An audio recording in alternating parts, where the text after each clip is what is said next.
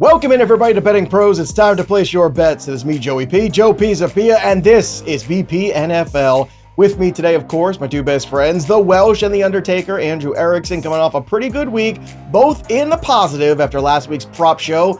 And we're going to dig for 10 more props and some touchdowns. We're going to have a lot of fun today, so stick around. Make sure you subscribe to the Betting Pros YouTube channel right now. Drop your comments below. We'd love to hear from you and your favorite props of the week. And, of course, don't forget to ring that bell till it goes ding so you never miss a piece of content on the channel. Andrew Erickson, Thursday Night Football in the books. SG Joey P missed the parlay by 7 yards. That's it. 7 yards. I was so close. Got the Ertz touchdown. Got the money line Packers. Oh, well, I flew too close to the sun. What are you going to do? But the Packers defense looking pretty stout last night. That's 2 in a row for the Pack. How do you feel about them in that NFC North right now? I feel really good about the Green Bay Packers. I do feel bad, though, because I have some Jordan Love MVP tickets, but now I feel like the defense is too good, and that's going to hurt him. Even though they could be the number one seed in the NFC, which we usually connect to who can win MVP. And I don't think that Love has been playing bad, especially with all of his receivers going down and him simply still not missing a beat, still being able to produce almost 300 passing yards, 2 more passing touchdowns. Again, Tucker Kraft's an absolute monster. So Jordan Love continues to get it done. That defense looks absolutely elite. And I think we're going to find more about how good that defense is when the Lions play offense this week. And maybe the Lions offense isn't as bad as we all thought after week 1, and maybe it really is just about how good this Packers defense is. Yeah, I think that's definitely part of it, but it's also, look, the Lions are going to bounce back this week. We all think that. Welsh, you have 2 children. I have a couple of children. At some point, I'm sure your kids read or watched the Diary of a Wimpy Kid movies, right? One of those things. Remember the cheese touch? That thing was just gross, the cheese touch. Do the 49ers suffer from the cheese touch right now? Is that what's going on? I'm just trying to figure out what's happening there. I don't know if you saw my viral tweet, but no, we know exactly what it is. It's not from the cheese touch. It's from the Scarlet Witch. And the Scarlet Witch powers have been transferred over to Christian McCaffrey as he sucks the life force from every single 49er to power his season moving forward. And the repercussions of that is now Mac Jones is the quarterback, but Christian McCaffrey healthy and powerful, at least for this week. It's not great. All right. Well, let's take a look at last week real quick to see where the boys were. 2 guys were 3-2. There you go. Welsh got a touchdown call. I got a touchdown call, and Andrew Erickson did not get a touchdown call. So be better, Andrew. That's it. That's all I got for you. But we're just having fun here on the program. That's what we're doing. So Welsh, let's start with you, and let's start with picking apart the secondary of the Miami Dolphins, which is awful. Talk about cheese touch. My God, disgusting, horrible, or wimpy kid. I don't know what you want to call it, man, but it is brutal right now. They made Daniel Jones look like Peyton Manning last week, and now Drake May has an opportunity here to kind of put another nail in that coffin. How do you want to attack this secondary? Well, last week I actually went with the Patriots wide receiver. Stephon Diggs looked a little dicey, by the way. I want to point out, I was not feeling good about it because Stephon Diggs is his snap percentage was lower than I thought. He wasn't out there the whole time. But there was one constant the entire game. Kayshon Boutte. He looked incredible in that game. And we are going to go back to the well with him. And we're actually going to get a plus money play around plus 110, plus 115 on Kayshon Boutte. Receptions, 3.5 over. Last week, 8 targets, 6 catches, which we love. 23% first read percentage. And this is one of the big reasons why I want to attack this. You could attack the receiving yards, which are kind of low, but I love the receptions. He had the highest among any Patriots wide receiver of the first read percentage, but he had 7 designed first throws, like first target throws towards him. That was tied for 7th most among all wide receivers in the NFL this week. So they were looking at him. They threw the ball. 7 of those 8 targets were first read. Bam, get him the ball. He had an 87.5% percentage of balls that were catchable. So the throws that they were getting to him, they were easily got. It wasn't like contested stuff. And if you watch, it just seemed like 10 and in, and they just kept throwing him the ball. Projections for him this week are sitting around 3 across the board, no matter where you look at. But I just, like you mentioned, I love the matchup. Dolphins corners, rough. PFF gave Boutte a matchup of great, which is like in the higher tier. And the Dolphins corners ranking 72, 77, and 80 out of 95 corners after week 1. So the matchup is great. Boutte was used as like the number 1 wide receiver. It's first read and out. I love the smash on this, and I'm going with the receptions because it is big plus money. And I think he's going to kill it this week. So another Patriots wide receiver. I did not think I was going to go into the prop market to start the year, but that's where we're at. I'm glad you're there. That's all I'm saying. Glad you're there. Hey, look, Boutte had a lot of positive buzz coming out of camp too. A lot of coaches were saying good things. Rick May was saying good things about him, so it's not too much of a surprise to see him get off to a good start. He's also carrying over what he did at the end of last year. I mean, that's fair. Three of his last 4 games, he's gone over 95 yards. Which you take a step and you're like, really? You're like, yeah. Like he's been balling out. He has been. All right, the Giants have not been balling out, at least certainly not in week 1. So let's talk about the Giants here. Let's talk about Tyrone, Tracy, Undertaker. It seems like, this script would portend that the Cowboys, kind of opening things up a little bit. Tough loss for them against the Philadelphia Eagles to start the year, but now they get the Giants here at home field advantage, and it seems like the game script might not be in the Giants' favor potentially, especially if the offensive line plays the way it did last week. So Tyrone Tracy, the number for his yardage total is 53.5. Undertaker? Yes, I'm taking the under on this one because the same Cowboys defense held 2,000-yard rusher Saquon Barkley to 60 rushing yards in week 1. That's against one of the best offensive lines in the NFL with the Philadelphia Eagles. Now you have the New York Giants coming in on the road against this exact same defensive line that looked vastly improved compared to last year. And even last year when the Giants played the Dallas Cowboys, Tyrone Tracy finished under this number with just 9 carries for 32 yards. So I don't know if Tyrone Tracy has such a volume lock that he's going to see 15 carries, so he can obviously get over this yardage amount. He's been under this number or he's only gone over this number twice in his last 8 games played. And we know that he's just 1 fumble away from, here's the bench, Tyrone. We're going to get someone else involved. So I was looking at this number and my jaw dropped of how high it is just based on what we saw last week from how good the Cowboys defense did at limiting Saquon Barkley from running all over them. We know that the Giants are probably going to be trailing in this game. So, and they showed they couldn't run the football. So this one for me was easy lock, take the under on Tyrone Tracy. I don't think he's going to get even like 30 rushing yards. Ooh, I think this might be the best one of the week too, Erickson. I was looking like a lot of the rushing yard totals, if you're trying to play any unders, they were a lot of like really tight ones, big adjustments off of week 1. This is a smash. This is such a great one. I'm going to lock this one in because of what you said. I mean, I think this is going to be pass heavy for the Cowboys. They're going to get up and it's going to take the run away. This Tracy one is super, super sneaky. Yeah, 3 for 3. Everybody's in on this one. All right, let's get to the next. What could go wrong? What could go wrong? Yeah.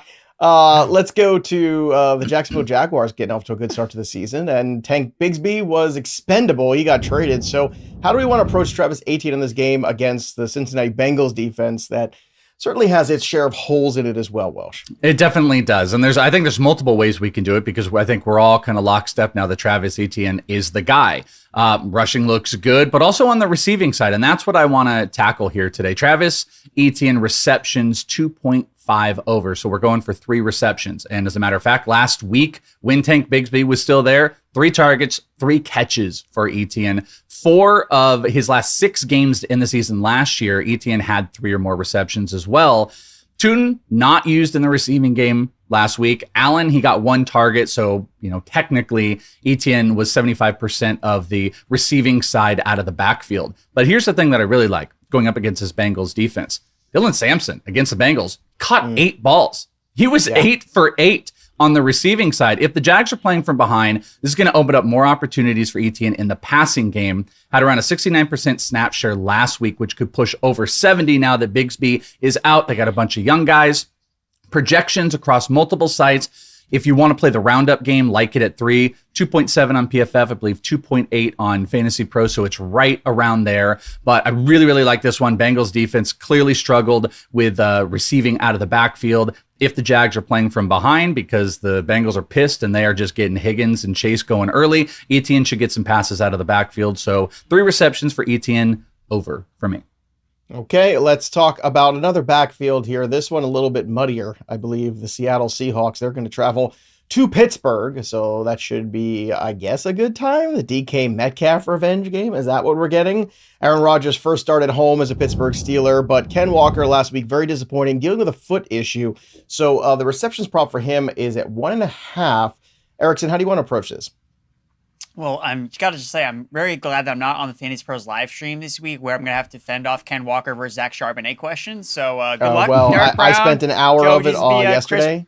Good luck So, to you guys. yeah. I hope it works out for you because I have no idea how this is going to shake out in terms of who's going to score the most fantasy points. But I feel confident that Ken Walker is going to at least catch 2 passes because he's been over 1.5 receptions 12 straight games. Every single game last year, he was over 1.5 catches. Week 1, as bad as the usage was overall for him in terms of snaps and just total touches, even though he did lead the backfield in touches, still had 3 targets, caught all 3 of them for 4 yards. So Sam Darnold, not a mobile quarterback by any means. So when TJ Watt is chasing him down, he's looking for dump offs. That's going to be Ken Walker's job. So don't know how many points he's going to score for fantasy football, but he's going to be involved in the passing game. So Ken Walker, this is a gimme for me over 1.5 receptions. I was staring at this one too, just to point out, like, I think I am leaning a little Charbonnet over Walker, especially in my ranks for fantasy this week. But Walker used in the passing game, I gave a good hard stare at this one because it's a low number. Maybe even if you're I love to do like reception little prop parlays if you want to put one together. Don't hate putting this in if it gets too juice, but this is a good pick. I've dropped Walker in my rankings a lot. I'm just not sure he's healthy. So that's where I'm at. I'd probably play Charbonnet over him, but I'd like to see the other. Is there a third window or what's under the box that I can play? I'd like to play that game instead. I thought that guy could be Bill, but that was not the right answer. Well, again, it's funny because like yesterday I had a little roster crunch in a league and I was like, man, I gotta have to drop Chris Rodriguez because he's gonna be inactive again. And I was like, immediately after I saw the Eckler thing, I was like, oh, well, I guess he's gonna be active next week. So there you go, get some goal line work. Good times. All right, let's continue on with the bets here. Before we do, shout out to our sponsor, Hard Rock Bet. We love Hard Rock Bet. Everybody knows the Hard Rock hotels and casinos, and now you could use the top-rated Hard Rock Bet Sportsbook to place all of your NFL bets all season long. It's the only legal sportsbook in Florida. It's available in Arizona, Ohio, New Jersey, Indiana, Tennessee, Virginia, Illinois, Colorado, and more states are launching every single minute. And you can also play Hard Rock Bet's online casino in New Jersey. How about them apples? So as we are in the thick of NFL season, sign up today for Hard Rock Bet. Make your first bet of $5 and you'll get $150 in bonus bets if you win. So head over to Hard Rock Bet today, sign up, and make your first deposit. Let's get after the third prop on the board for the Welsh, and let's go to those Indianapolis Colts. And we are going to continue our over streak. It's my Twitter handle, Is It The Welsh? It's Is It The Over? And it is yes this week. And we are going to go with Tyler Warren. Tyler Warren's receiving yard prop hovering in different spots between the lowest I've seen is 41.5. You can check out on Betting Pros between 41 and 42.5.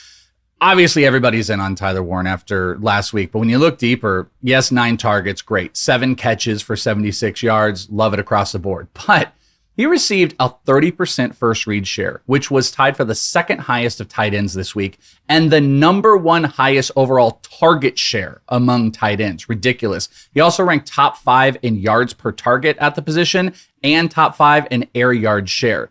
He is just clearly the weapon that they were talking to us about. And then you also throw in that Surtain out there is going to lock somebody down, whether it is Pittman, whether they move it around, Pierce. It's not going to be Warren. And if this is going to be a tough defensive matchup, you're going to look for a lot of probably check downs and shorter things, which kind of leads to Josh Downs or Tyler Warren. They love Tyler Warren. He was used big time last week. I expect for them to be down, and I think this is a layup here. Anything under 50 for Tyler Warren looks really, really good. You probably could also look at the receptions, but the receptions, you've got to play at 5 right now. No one's giving you 4. So do you want to play 5 receptions, or do you want to play around 40-something yards for a guy that ranked, in the top 5 of yards per target and air yard share at tight end? I'm going to take Tyler Warren receiving yards, and I'm going to take the over. All right, Andrew Erickson, you've got some feelings about the Colts as well. Let's talk about yours. Yeah, so I'm going to go towards Josh Downs going over 3.5 receptions. So again, last week, one of the props I hit was the under on Calvin Ridley because I was trying to take advantage of, okay, who's Patrick Surtain going to match up against and can I bet against that player? So originally I opened up looking at, okay, just got to slam the under on Michael Pittman Jr., lock and load, move on with my day. But when I looked at what Patrick Surtain has done sometimes when he's faced some of these elite tight ends, so last year, in the second matchup against the Raiders, he actually was on Brock Bowers. And Brock Bowers fell short of his receptions prop in that specific matchup. So I like the angle that Welsh is taking here where you're avoiding the receptions because that's where you run into issues with a top-tier defender. But Warren is explosive after the catch, so he could get here on one big play, even if he falls short of the reception. So I agree with Welsh that the best angle with Warren is on the yardage. But the most confidence is Surtain's not going to go in the slot. Like, he does not go there. He's not going to travel with Josh Downs. So I like Downs. Again, after a quiet week 1, he still had 2 catches in the first half.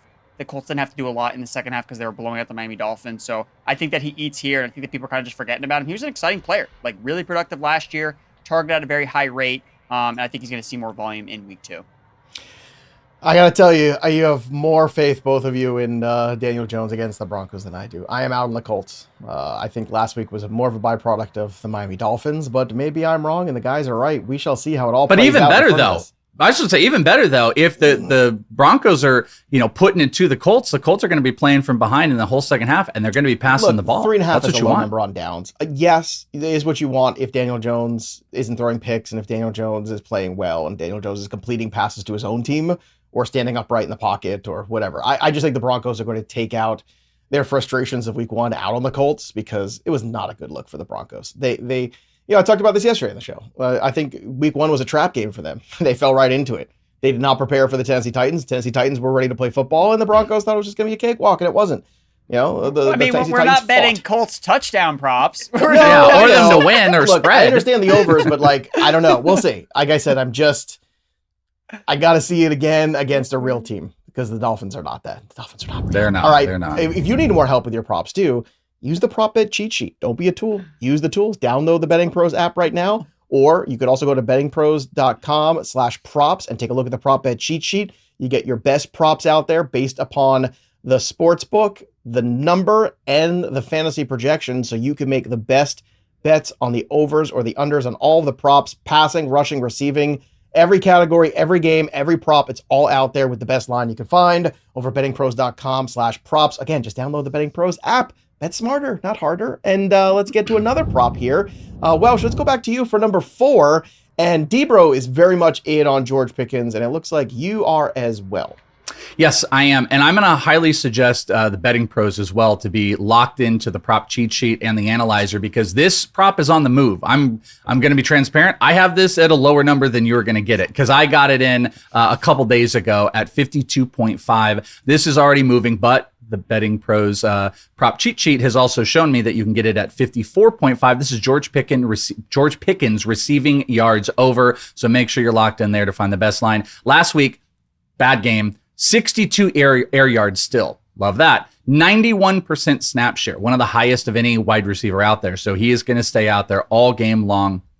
Good matchup, according to PFF. 2 of the 3 corners on PFF rated 60s out of 95 at cornerback. So why is that important? Because your positive corner, locking up on CeeDee Lamb all day long. So you've got 2 very subpar corners that are going to be at George Pickens. The Giants, they're built for run stopping, and that is going to lead to the Cowboys airing the ball out against a big questionable secondary.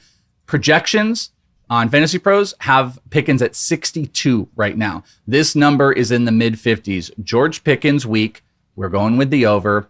I have it a little bit lower than you're going to get it. I like it under 60. I like it as low as you can possibly get, but we're going to go with Pickens over receiving yards against the Giants this week. All right, so another Pickens over. Get it while the getting's good. Next one here, Erickson. This is another one we talked about in the live stream yesterday on Fantasy Pros. Debro in on Pickens, but very much out on Keon Coleman based on the corner matchup, and it looks like you are as well. Yeah, I think Keon Coleman's going to get sauced this week in week 2, so that's my concern for Keon Coleman. And Coleman, to me, is not, yes, obviously week 1 was a monster game from him, but he really thrives, I think, when it's more of a contested back-and-forth contest. Now, I'm expecting, obviously, the Jets offense to put up some points against Buffalo, but I think Buffalo can control this game a little bit more than they did against Baltimore.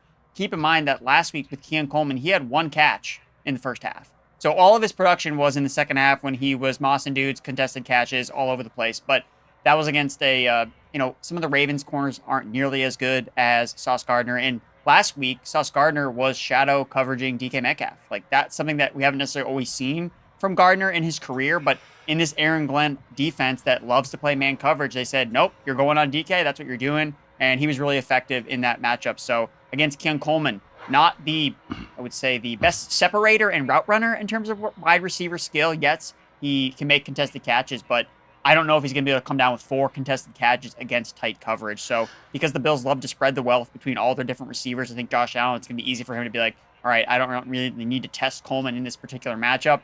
Both games against the Jets last year, Keon Coleman was under 3.5 catches. So I'm going to take the under here. Also want to point out, this is one of those that we talked about earlier when we're always doing our constant battle of receptions versus yards. Keon Coleman is a huge field stretcher. He could destroy the receiving yard prop in one catch, but Always getting yards. the multitude of them. So, well, no, I mean, I think we're playing across the board. This is not always yards because he could kill it in one. So when we're taking the under, I think this is really. This one, yes. In the unders, yes. That's but what when I'm you're saying. taking overs, you're looking at always, for me, it's always yards, unless it's an absurd situation where you know that, like for this week, right? Whatever the Kelsey number is, I'm going over it, right? Because he's last man standing, basically. You know, they're going to have to throw him the football and force the football to him. That's it. And it's the one spot, too, where I think the Eagles are still a little on the weaker side. So, you know, that's what you want to do. That's how you want to attack them. So that makes sense. But again, you just get yourself more opportunity when you go for the yards. But you're 100% correct, Welsh. In this circumstance, today, Keon Coleman, you're looking for the catches number. Especially for a guy like him. Yeah. Oh, so that I like he's this one. boomer bust for sure. Yeah. Let's go to Welsh's final prop bet here before we start turning the page to touchdowns. It was a slow week for the rookie running backs, as it usually is. Usually September is like just slow for rookie running backs. But what does week 2 hold in store for RJ Harvey, Welsh? I'm gonna get gross. This is gonna be my my last one here that I think might get gross, but it might be one of my favorites. RJ Harvey did not get the snaps that we wanted, nor did he get the carries, but he had some of the production. So this week, this number has dipped a little bit. RJ Harvey rushing yards 28.5 over. It is such a low total. We've got to attack it. So last week, 6 carries, 70 yards, obviously average around 11 yards per carry, but about 70% was done on one play. The positives, though, is he had only like a 33% stuff rate, so he's getting past the line of scrimmage, and in those 6 carries, already had forced 2 missed tackles. And there's a video out there of this, just one of that really great run where he was just like cutting through the guards in and out, just incredible vision. So going to the Colts were 24th in yards allowed after contact to running backs in week 1. Love that. Bottom half of the league defensive front against running backs, and they ranked 27 out of 32 in missed tackles. So they were missing those tackles. Harvey may be able to get this in just 1 carry again. I don't want to bank that he's going to go out and get, and break some big 30, but you've got a bad defensive front that is giving up yards after contact, that is missing tackles in general for a player that was forcing that and has big breakaway speed. So the usage was low. I think he's super explosive. They've talked about giving him a little bit more run. They want to get him the ball more. I'm really not super crazy worried about the snap percentage here, because also if this game does get out of hand, we should see Harvey in the second half even more. So I think this is a low total that this explosive running back can hit. So I'm going with the low one, 28.5 over rushing yards for RJ Harvey this week.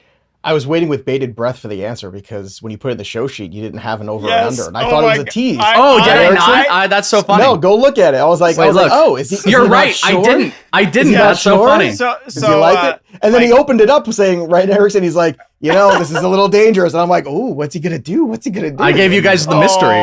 So when I saw it in there, I thought it was an under. I thought you were going for I thought you were going with the undertake with RJ Harvey, and that's actually what I bet when we were looking at the show sheet. So you bet the under? Yes, because that's what I thought you were making the argument for. Because I didn't see it in the show sheet. I was like, RJ Harvey, he got that one explosive run, but he got no touches basically last week. So I like this sharp play from Welsh going on the under route, and then you just came on the show. I guess it's not sharp. Swerved. Swerved. Don't worry, I updated it. But I would say, though, I think that volume should be a legitimate concern with RJ Harvey. Sure. And again, Sean Payton. For September. Remember, Welsh, you were the one that was smart last year about Aldrich Estimate. Remember when he was going to get a bunch more carries? Sean Payton said us, and then you were the one that was right about fading him, about taking the under on his rushing yards the next week. Well, why wouldn't you just bet his longest rush to go over? So you don't have to sweat, okay, does he get enough carries? Yeah, that's a good point. I just read, because a lot of stuff you listed off was about efficiency and how he can rip off a bigger, more efficient run. Mm-hmm. Maybe that would be the more appropriate way. Maybe there's a reason why you didn't put over under in this sheet, because the real prop should have been the longest rushing attempt to go over whatever it was for RJ Harvey. Yeah, I don't hate that, but here's one thing I would point out. If you're just playing the yards per carry marker, and he's even averaging only 3. If he gets the same usage last week, you're still you're practically single digit under what you need to go. So does he get any more run here? Can you build that in? He was explosive last week. You get a few more carries. Is this game out of hand at all for the Colts? He gets more carries. If I'm getting 10 carries and averaging 3 yards per, I'm getting this. And this is not accounting for an atrocious bad line. And this is not accounting for a little uptick in his actual explosiveness. I like it. I actually think a sharp play might be the over on the longest run. But I think under 30 yards, this is a stupid number. For a guy that in fantasy, I don't really want to start. But I do think the Broncos are going to take this game, and I think this is going to. I mean, this might pull in the first half, but I think this is going to pull in the second half. But I like it. This is the battle of us. We are on opposite sides of both of this, so let's track this next week. And I might start doing this a little bit more. I'll have a mystery bet, so you guys can figure it out. Welsh's mystery bet, everybody. Yeah, I was trying to find a longest one for him. I don't see it up there yet. They'll probably post that on the weekend. It'll probably be like 8.5 some or wacky something. ones and some specials like RJ Harvey to have a run of over 5 yards in each quarter, which is like a 500 plus 500 return. Now I wonder what things like that. I wonder what the payout would be, because sometimes we do this with some of these boomer bust receivers, kind of like a Keon Coleman, where you bet the under on the receptions but the over on the yards. Like, what would it be to bet the over on Harvey's total yards but the under on his total carries? Oh, well, what are his total carries at? I don't think they've posted that. I would imagine they're probably 6.5, 7.5. Have some fun with RJ Harvey. 7.5 is the number, boys. Yeah, 7.5. So you want to? I mean, I'm probably going to take the over on that as well. Well, I can tell you, if you take the under on the attempts and the over on the yards, which has gone up, by the way, to 29.5. You put those two things together. You can't parlay them, but boo, it's available. That's lame. Lame. Give it to us. Come on, be better, Rock. All right, let's go. Let's go for Erickson's last one here. It was a slow start for Eagles wide receivers in week 1 as well. Which one comes out of the gates smoking in week 2? It's going to be DeVonta Smith. That's who I think is going to just absolutely cook in week 2. Over 57.5 receiving yards. This number's going up because there's an injury to Dallas Goedert. Doesn't look like he's going to play, but that's the reason why I'm so confident that it's going to be DeVonta Smith, because whenever Smith or A.J. Brown misses time, DeVonta Smith he goes from Robin to Batman, essentially. Like, he becomes the stud offensive player that we know he can be with the amount of volume that he gets. So you look at last year, he was a top 12 fantasy wide receiver in terms of all of his yardage, his touchdowns, when one of those guys missed time last year. And when you look at what he's done against the Chiefs, like this specific defense with Spagnuolo calling the shots, he's played 4 career games against the Chiefs, including obviously the Super Bowls and a couple regular season matchups. No less than 69 receiving yards in any of those games. And he has 3 games with at least 99 receiving yards. So I think DeVonta Smith, I love him ladders. I love him touchdown, all over the place. Be on DeVonta Smith this week. Start him in fantasy. Bet on him to do well, because he's going to have a big game. Well, I hope so, because I got a share of him in a very important league, and he was a disappointment to me and others, and I just lost by a couple points. So hoping for better things. He was still better than A.J. Brown in week 1. Well, the bar was low, James Cameron. The bar was low. All right, touchdown score report is available for you at bettingpros.com/touchdown. So if you're looking for an edge there, well, we've got it for you over at Betting Pros. So anytime touchdown bets are easier with us. So the report compares anytime touchdown stats to the prop bets and projections to help identify the very best anytime TDs you're going to find. And speaking of TDs, again, Welsh and I hit pay dirt, each of us once. Each of us lost, and Andrew Erickson still looking to find the end zone. So, Erickson, I'll let you go first this week. Let's get you in the end zone first and foremost. Let's force feed you some carries at the goal line. Please say RJ Harvey now. Just say RJ Harvey. So this ties into some of my parlays, my 3-leg parlay, the Lions and Tigers and Bills, parlay that I have rolling this week. So buying the bounce back on the Bengals offense and the Lions offense. So connecting with some of their players that I think see a lot of high red zone usage. Sam LaPorta. Last year, when he faced the Bears at home, he scored 2 touchdowns. Last week, he was the leading receiver for the Detroit Lions. 9 targets, 6 catches, 79 yards, ran around on 88% of the dropbacks. He also had 2 red zone targets, but obviously, like we know, they did not score, or he did not score. So I think that positive touchdown regression is coming. I was on the Romeo Doubs anytime touchdown last night for Thursday night. Why? Because he saw 2 red zone targets in week 1. So I'm following the process here, chasing the red zone targets with LaPorta in a matchup where the Lions are going to score points. And then my second one is with T. Higgins. He was also a red zone monster last season. He scored a ton of touchdowns attached to Joe Burrow. And the trend that I found with him and why I like the Bengals offense to bounce back, the Bengals are 3-0 towards the over in games after they face the Cleveland Browns, which are games that seemingly underwhelm every single year over the past 2 seasons. In the 2 games that T. Higgins has played post-Browns, he has scored a total of 5 receiving touchdowns. So I think that when the Bengals go burr this week, T. Higgins is going to find the end zone. All right, Welsh, the goal line is yours. Who are you taking? Well, we're going to play that goal line here. The Carolina Panthers, not a super great team.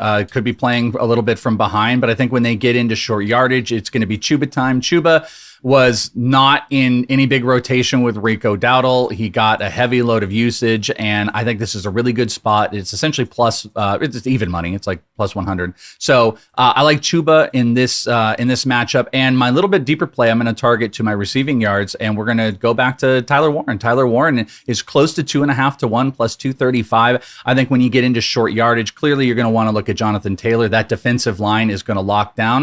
You're going to have Surtain probably play on the outside with a big guy for fades like Michael Pittman or Pierce, and that leaves open Tyler Warren down the middle. I think that's going to be a big target play here. I think he's going to score a touchdown, and it's 2.5 to 1. I like this maybe even more than my Chuba Hubbard one. So 2.5 and a plus 100 as we are continuing to try to get big positive returns on our touchdown calls this year, and hopefully can keep pace a little bit. Got to get ahead of Erickson and you, Joey, for my touchdowns. What do you got?